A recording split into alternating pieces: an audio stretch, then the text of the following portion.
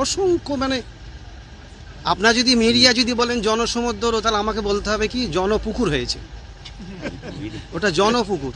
দেখছেন না, এতদিন যাচ্ছিল আইএসএফ এর যিনি এমএলএ, তিনি যাচ্ছিল এতদিন 21শে জুলাই, এতদিন উনি যাচ্ছিল মঞ্চে। আজকে দেখছেন না, আইএসএফ এর যে প্রতিষ্ঠাতা তিনি ছুটছে। তার মানে কি বাজার খারাপ, কি গো, বাজার খারাপ বলে এখন আইএসএফ এর প্রতিষ্ঠাতাই ছুটছে। বুঝতে পারছেন না, ওদের আমি হারাম করে দেবো। বিজেপির বি টিম বিজেপিকে সুবিধা করার জন্য ওরা উঠে পড়ে লেগেছে। বিজেপির পাটাকে শক্ত করতে হবে, এসব ধান্দা আমি বন্ধ করে দেবো। এবং ফুরফুরা শরীফকে অশান্ত করার চেষ্টা করছে আপনার এক ভাই, তিনি এখন শাসক দলের একটা পদে আছে। দেখ, আমি পরিবারের বিষয়ে বেশি কথা বলা পছন্দ করিনি, তবে এত বড় যখন ইলজাম দিচ্ছে, আমার ওই ভাইকে বলবো আপনি জনগণের কাছে মৃত্যু হচ্ছেন, একটু বুঝে বুঝে কথা বলেন। মমতার ডোজ খেয়ে, মমতার টনিক খেয়ে আপনার সন্তানও বড় হচ্ছে, হুজুর হবে, তাহলে আপনার সন্তান কি যেন জনগণ না বলে চিটিং বাজের ছেলে। একটু বুঝে বুঝে কথা বলবেন ভাই, এইটুকুই বলবো। কেন আপনাদের ফ্যামিলিতে দেখছি অনেকে বামকে সমর্থন করছে, কেউ বা তৃণমূলকে সমর্থন করছে, কেউ বা আইএসএফকে সমর্থন করছে, এতে কি আপনাদের নিজেদের মধ্যে কোনো কিছু একটা এই হচ্ছে কি? দেখুন, সবাই বড় হয়েছে, যার যেটা পছন্দ সে সেটা করছে।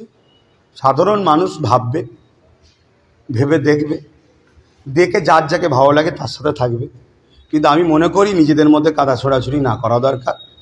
আর 3 নম্বর কথা, সিলসিলা আব্বাস সিদ্দিকেরও নয়, আব্বাস সিদ্দিকের আব্বারও নয়, কোনো পীর সাহেব পীরজাদার নয়, সিলসিলা মুজাদ্দেদ দাদা হুজুর পীর কেবলা। অতএব মানুষ দাদা হুজুরের জন্য ফুরফুরা শরীফে আসে, 5 হুজুরের জন্য আসে। এবারে দাদা হুজুরের আওলাদদের মধ্যে থেকে একটা আওলাদ নওশাদ সিদ্দিকী, আব্বাস সিদ্দিকীর ভাই, এবং আব্বাস সিদ্দিকী নিজে তার হাতে আইএসএফের দল তৈরি করে দিয়েছে। এই বাড়ির একটা ছেলে রাজনীতির দল করেছে, কারো দলের পিছনে, কারো পদের তলায়, কারো দলের হয়ে, কারো দলের পিছনে কাজ করে না, সে নিজে করছে। কেন? দেশ ও দেশবাসীর সেবা উদ্দেশ্য, সমাজকে পরিবর্তন করার জন্য। বাকি কেউ বামকে ভালোবাসতে পারে, সেটা তার স্বাধীনতা, কেউ কংগ্রেসকে তার স্বাধীনতা, কেউ টিএমসিকে ভালোবাসতে তার স্বাধীনতা।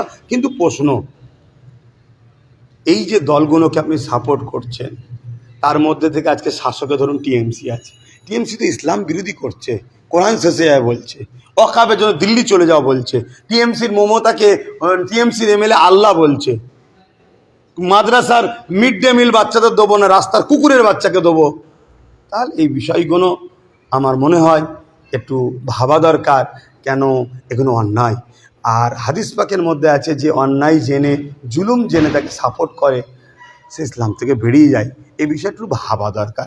বাকি কে কাকে কি করে না করে সেটা তাকে ব্যাপার। তবে আমি মনে করি এতে সিলসিলার বিষয় যদি প্রশ্ন করে, সিলসিলার কোনো সমস্যা নেই।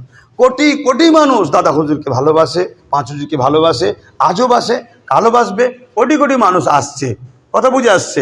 এবারে আমি যখন বলবো তোমরা আমি আইএসএফকে সাপোর্ট করো আমার ভাইটাকে, আমার কথা যদি 2 মুড়িদের ভালো লাগে দেবে, আর একজন বলবে দেখো আমি বামের সাথে আছি, তোমরা বামকে সাপোর্ট করো, 2 মুড়িদের ভালো লাগে বামকে দেবে, 2 মুড়ি দিবে কংগ্রেসকে, তাজি ভালো লাগে, সেটা সব না, যার যার নিজের ব্যাপার। আমরা দেখতে পাচ্ছি যে নওশাদ সিদ্দিকী রাজ্যের বিভিন্ন জায়গায় বিভিন্ন মানুষের সঙ্গে দেখা, হিন্দু মুসলিম বিভিন্ন খ্রিস্টান দলিত আদিবাসী সেই জায়গায় যাচ্ছে, যেটা শাসক দলের করা উচিত, শাসকের মন্ত্রী এমএলএ করা উচিত, সেই নওশাদ করছে। কিন্তু এই যে নওশাদ যে ভালো কাজ করছে, এই ভালো কাজ যদি করতে না দেওয়া হয়, সেই জন্য নওশাদকে বিভিন্ন রকম ভাবে বাধা সৃষ্টি করা হচ্ছে, এবং এও বলা হচ্ছে যে নওশাদ সিদ্দিকী বিজেপির দাম, এবং বিজেপির কাছে টাকাও দিয়ে।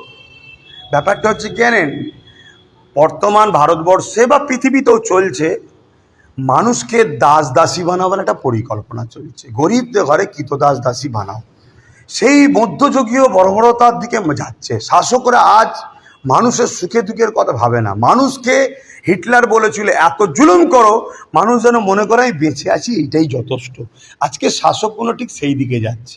নওশাদ একটা ভালো ঘরের ছেলে, তার ব্লাড একটা কথা বলে, স্বাধীনতা সংগ্রামী এবং জবানার মুজাদ্দেদ, এবং সিদ্দিকে আকবর কোরাইশ খানদান, নবী খানদানের ছেলে, তাই তার ব্লাড মানুষ, সর্বধর্মের মানুষের পাশে দাঁড়াতে হবে, এটা ইসলাম শিখিয়েছে। সেই ব্লাড কথা বলছে, এবং তার পেটে শিক্ষা আছে, সে ডবল MA করেছে, কথা বুঝে আসছে, তাই তার পেটের শিক্ষাও বলছে মানুষের পাশে দাঁড়ানো দরকার। সেই জন্য সে ছুটছে যাতে করে অসহায়দের এরা এরা এরা ফেরাউনের মতো গরিব বানাতে চায়। সেই জায়গায় নওশাদ যখন গরিবদের পাশে দাঁড়ায় নওশাদকে টার্গেট করছে। কথা বুঝে আসছে?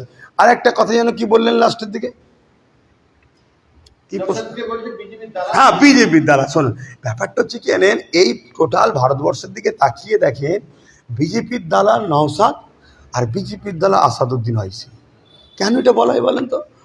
কংগ্রেসকে ভোট দেয় ধরুন মুসলিম সমাজের একটা বড় অংশ, তাহলে আসাদুদ্দিন ওয়াইসিকে যদি একসাথে কংগ্রেস লেলায় তাহলে কংগ্রেস তো সেখানে আর ইমেজ পাচ্ছে না।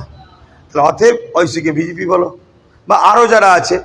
ঠিক নওশাদ যখন একটা স্বাধীনতা সংগ্রাম এবং পশ্চিমবাংলায় দাদা হুজুর মানে সবটাই ধরতে গেলে মুসলিম সমাজের একটা বড় ব্যাপার, তা সেই ঘরের ছেলে যখন বেরিয়ে গেছে তাকে যদি বিজেপির দালাল না বলা হয়, তো মুসলিমদের ঘরে যে আমরা সবাই লুটেপুটে করে খাই তাহলে তারা তো চলে যাবে।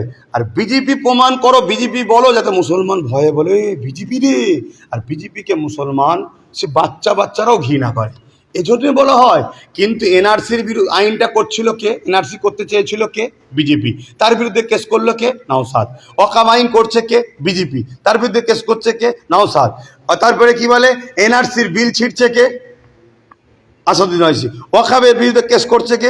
আসাদুদ্দিন ওয়াইসি। ঠিক দেখুন, ওখানে ও যাতে কোনো দাড়িওয়ালা মুসলমান ছেলে যেন একটা দলের নেতৃত্ব না দেয়, এরা গোলাম হয়ে থাকে।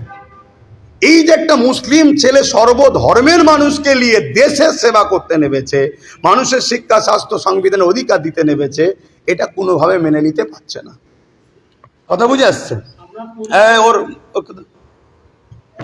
আপনাদের পরিবারের অনেক সদস্য বলছে যে আইএসএফ এর ছেলেরা দাঙ্গা বাঁধাতে চাইছে এবং আইএসএফ হচ্ছে বিজেপির বিটি এবং ফুলপুরা শরীফকে অশান্ত করার চেষ্টা করছে। আপনার এক ভাই, তিনি এখন শাসক দলের একটা পদে আছে। দেখ, আমি পরিবারের বিষয়ে বেশি কথা বলা পছন্দ করিনি, তবে এত বড় যখন ইলজাম দিচ্ছে, আমার ওই ভাইকে বলবো আপনি জনগণের কাছে মৃত্যু হচ্ছে, একটু বুঝে বুঝে কথা বলেন। মমতার ডোজ খেয়ে, মমতার টনিক খেয়ে আপনার সন্তানও বড় হচ্ছে, হুজুর হবে, তাহলে আপনার সন্তানকে যেন জনগণ না বলে চিটিংবাজের ছেলে। একটু বুঝে বুঝে কথা বলবেন ভাই, এইটুকুই বলবো। কেন পরিবারের নিয়ে বেশি কথা বলবো? ভাইজান, প্রশ্ন শেষের দিকে যাব। ভাঙড় বিধানসভা একেবারে জাহাঙ্গীর খান তিনি দায়িত্ব পেয়েছে কোনো একটা শাসক দল থেকে, সেখানে কাইজার আহমেদের কিছু সমর্থকরা তারা একটু আনন্দ বোমবাজি করেছে, সেখানে একেবারে কাইজার আহমেদের পার্টি অফিস ভাঙচুর করা হবে। কি বলবো? ভাঙড়ের দায়িত্ব নতুন করে পেয়েছে। হ্যাঁ, ভাঙড়কে নিয়ে এত টেনশন, কটা গুন্ডা দেবে? আর একটার পর একটা গুন্ডা চেঞ্জ করে, তাও হচ্ছে না মমতার। ভাঙড়ের মানুষের খুন ঝরাতে মমতার এত ভালো লাগছে। আর ওদের যে গোষ্ঠীদ্বন্দ্ব বলছেন, গোষ্ঠীদ্বন্দ্বের বিষয়টা ওরা জানে, ওদের সব জায়গায় গোষ্ঠীদ্বন্দ্ব। ওদের যদি কোনো ভালো লোকেরাও সাপোর্ট করে, ধরুন মলি সাহেব, টলি সাহেব, তাদের মধ্যেও আবার গোষ্ঠীদ্বন্দ্ব আছে। কথা বুঝে আসছে? ওদের বিষয়ে ওটা ব্যক্তিগত ব্যাপার। তবে এতটুকু বলতে পারি, যে যত তুলে দেবে তাকেই দেওয়া হবে, যে তুলতে পারবে না তাকে গোষ্ঠীদ্বন্দ্ব নামে মেরে দিয়ে পিছিয়ে দেওয়া হবে। এই হচ্ছে ব্যাপার। আর ভাঙড়ে নিয়ে অনেক চেষ্টা চলছে, নতুন করে আবার চেষ্টা চলবে। তবে আমি এতটুকু বলতে পারি, সুলতান আসগর আলীর ভূমিপুত্র ভাঙড়ের বাচ্চারা, এরা কত খান হোক আর হান হোক আর চিঙ্গিস হান হোক, চিঙ্গিস খান নাম শুনেছেন তো? 18 বছরের না 22 বছরের একটা যুবকের কথা শুনে থরথর করে কেঁপেছিল। কথা বুঝে আসছে? ও যতই দিক, ও গুন্ডার পর গুন্ডা চেস করে লাস্টে গুন্ডাদের সর্দার যিনি বলেন আমি গুন্ডা কন্ট্রোল করি, তিনাকেও বলছে একবার দায়িত্ব নেন না ভাঙড়ের, নিয়ে দরকার হয় আপনি দাঁড়িয়ে যান না, মুসলমানদের মাসিহা রেড রোডে যান, একটু দোয়া ইমামদের নিয়ে নেমে যান, যে বলেন ভাঙড়ের আমি ক্যান্ডিডেট হব। তাহলে তো বুঝবেন যে ভাঙড়ের মাটি সুলতান আসগর আলীর যারা ছায়াতলে থাকা বাচ্চা, এদের হয়তো অভাব অভিযোগ থাকতে পারে, চাওয়া পাওয়া থাকতে পারে, কিন্তু এরা ইসলাম বিদ্বেষীদেরকে পাত্তা দেয় না, এটা মাথায় রাখবেন। ভাঙড় 26-এ জিতে আবার বিধানসভায় আসছেন, কতটা আশাবাদী? দেখুন, একজন ভাই হিসাবে শুধু নয়, একজন নওশাদ একজন দেশের মানুষের হয়ে কাজ করছে। সমাজের প্রত্যেকটা শিক্ষিত, ভদ্র এবং পিছিয়ে পড়া অসহায় গরিব মানুষ সবাই ওর জন্য দোয়া করছে, এবং অমুসলিম ভাইয়েরা তাদের ভাষায় আশীর্বাদও করছে। আপনারা নিশ্চয়ই দেখেছেন কি জানেন, নওশাদ কোনো এক জায়গায় চপ টপ নাকি বসে খাচ্ছিল।